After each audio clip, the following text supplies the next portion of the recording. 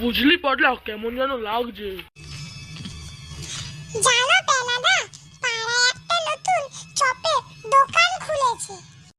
এই তো দেখ হাবুলও চলে এলো। আর জানিস তো পটলা, তুই আমার মনের কথা বলে দিলি। যা হাবুল, একটুখানি যা ওই একটুখানি চপ নিয়ে যা। আজকে আমি খাওয়াচ্ছি, কিন্তু কাল পটলা খাওয়াবে। ঠিক আছে, যা যা তো। হ্যাঁ, খাওয়া হয়েছে, এবার চল শুরু করি। 1 2 3 4। আমরা চার মূর্তি, মনে বড় ফুর্তি, আছি বেগুন ডাঙায়। নে নে, যেটা বলছি, আমার এক মামার কথা শুনবি? নে, গেলাম। কিছু বলছিস পটলা? মানে না, মানে কিছু না তো। কিছু ভাবছিস? কিছু বুঝি না। আচ্ছা চ গল্পটা বলি। হ্যাঁ পেনাদা। যা যা, ছাড় ওগুলো ছাড়। তো আমার এক মামা ছিল, নাম শ্রী চরণেশ্বর মুখার্জি। সে খুব কিপটে। তো আমি একবার গেছি, যা কিপটে।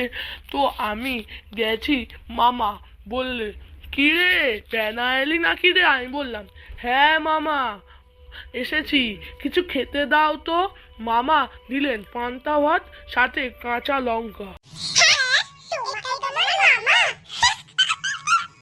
হ্যাঁ, তা দেখে তো আমার মাথায় রক্ত উঠে গেল।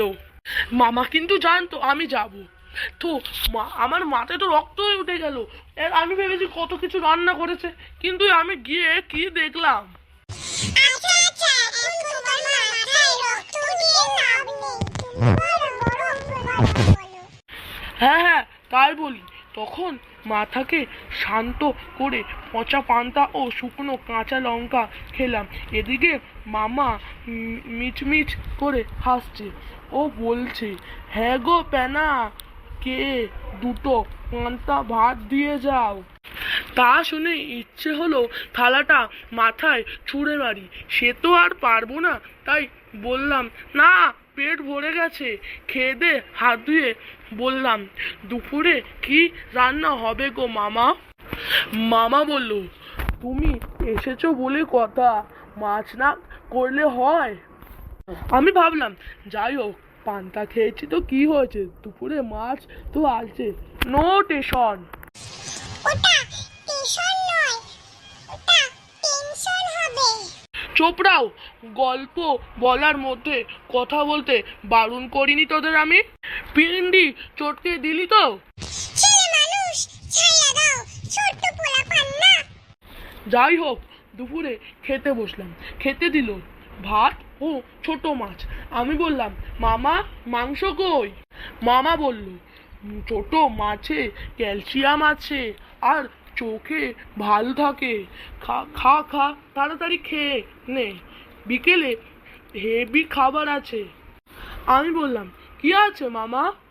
মামা বলল ওটা সারপ্রাইজ। আবার এটা সারপ্রাইজ নয়, সারপ্রাইজ হবে। আরে আমি বলিনি আর, তোর এত কথা কিসের? আর একবার দেখি প্যানিশমেন্ট দেব।